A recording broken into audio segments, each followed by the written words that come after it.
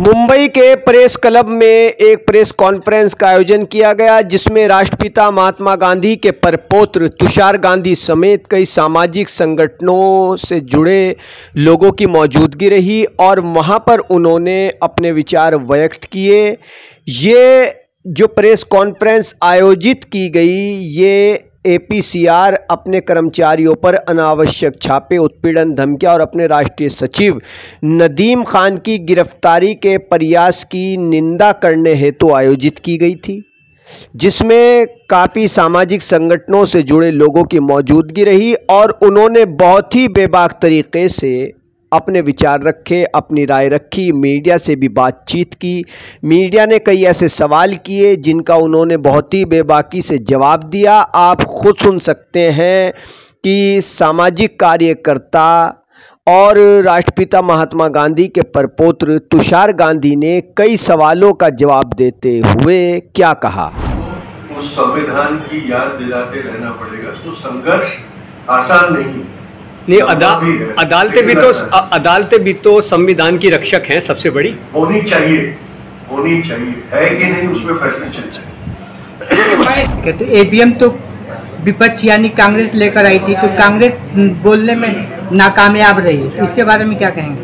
देखिए, कौन लाया था, क्या हुआ था, कौन उसका महत्व नहीं है, कौन उसका गैर कानूनी उपयोग कर रहा है, कौन उससे हमारी लोकतंत्र की प्रक्रिया को करप्ट कर रहा है, उसका ज्यादा मायने रखता है। और जब जब हमें ये पता चलता है कि भाई उसमें कुछ गड़बड़ी धांधली की गई है, तो ये हमारा फर्ज बन जाता है कि हम उसके खिलाफ आवाज उठाएं। मैं आपसे जानना चाहूँगा कि RSS को भी 100 साल हो गए, उससे पहले भी कई मुस्लिम संगठन बने हैं हिंदुस्तान में, जमीयत उलेमा हिंद भी बनी है, कुछ और भी बने हैं, लेकिन जिस तरीके से RSS कामयाब हुआ है, जो दूसरी मुस्लिम तंजीमें हैं वो क्यों कामयाब नहीं हुई? मुसलमानों की परेशानी तो लगातार बढ़ती जा रही है। मैं सीधा सा सवाल कर रहा हूँ आपसे। देखिए, क्यों कोई कामयाब नहीं हुआ और क्यों कोई कामयाब हुआ है, वो बात पे बातें करने का कोई फायदा नहीं है। RSS आज हमारे संवैधानिक लोकतंत्र के लिए एक बहुत बड़ा खतरा है और उसके खिलाफ लड़ना, हम जो लोग संविधान को मानते हैं और संविधान में सुरक्षित जो सारी अधिकार है उसके लिए लड़ना चाहते हैं, उनके लिए एक टारगेट है, एक दुश्मन है और वो RSS है।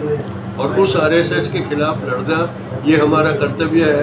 क्यों मुस्लिम संगठन कामयाब नहीं हुए, क्यों हिंदू का संगठन कामयाब हुए, वो जो एकेडमिक्स होते हैं वो रिसर्च करके उसका पेपर नहीं, संगठन हम लड़ाई लड़ रहे हैं।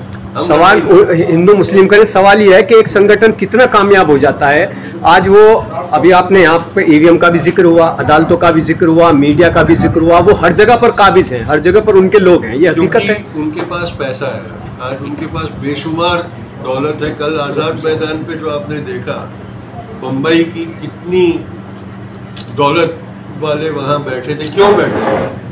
क्योंकि उन सब का पैसा हमारी चुनावी प्रक्रिया को भ्रष्ट करने में इस्तेमाल होता है।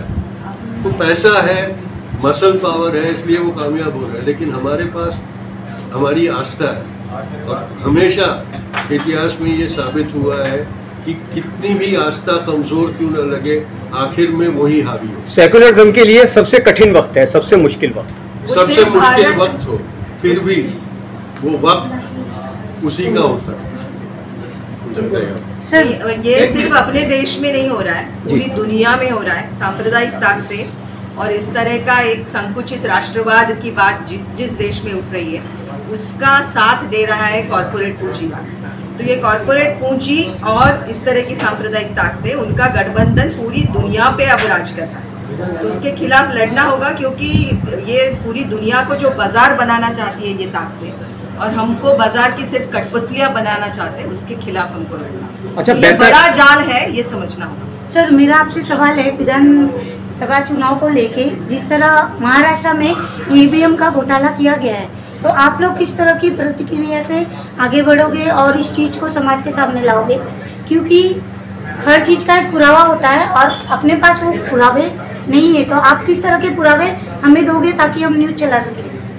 नहीं, एक बात तो ये है कि सिर्फ ईवीएम की हेराफेरी की बात नहीं है। मैंने पहले भी कहा कि ये अलग अलग तरह के मैनिपुलेशंस उसमें हुए, बहुत सारी गड़बड़ियां उन्होंने की है। चुनाव की पूरी प्रक्रिया ही पारदर्शी प्रक्रिया नहीं है, तो उन सबके खिलाफ लड़ना होगा। सिर्फ हम ईवीएम को फोकस करके लड़ेंगे तो वो एक ही सीमित दायरे की लड़ाई होगी।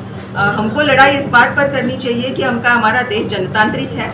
यहाँ पे आम जो जनता है, यहाँ की जो आवाम है, उसको सबसे ज़्यादा अधिकार है और उसको फंसा कर उसके साथ हेरा फेरी करके आप चुनाव जीतते हो, ये जनतंत्र के खिलाफ है। तो इन सबके खिलाफ लड़ाई होनी चाहिए। लड़ाई की शुरुआत हो चुकी है, अलग अलग गांव के लोग भी अपने अपने तरीके से उसके खिलाफ आवाज उठा। मैम, आप लोग की क्या रणनीति रहेगी, किस तरह इस चीज को रोका जाएगा? नहीं, हम अलग अलग जो ये प्रक्रियाएं चल रही है उन सबको एक साथ जोड़ने की कोशिश करेंगे। क्या जनतंत्र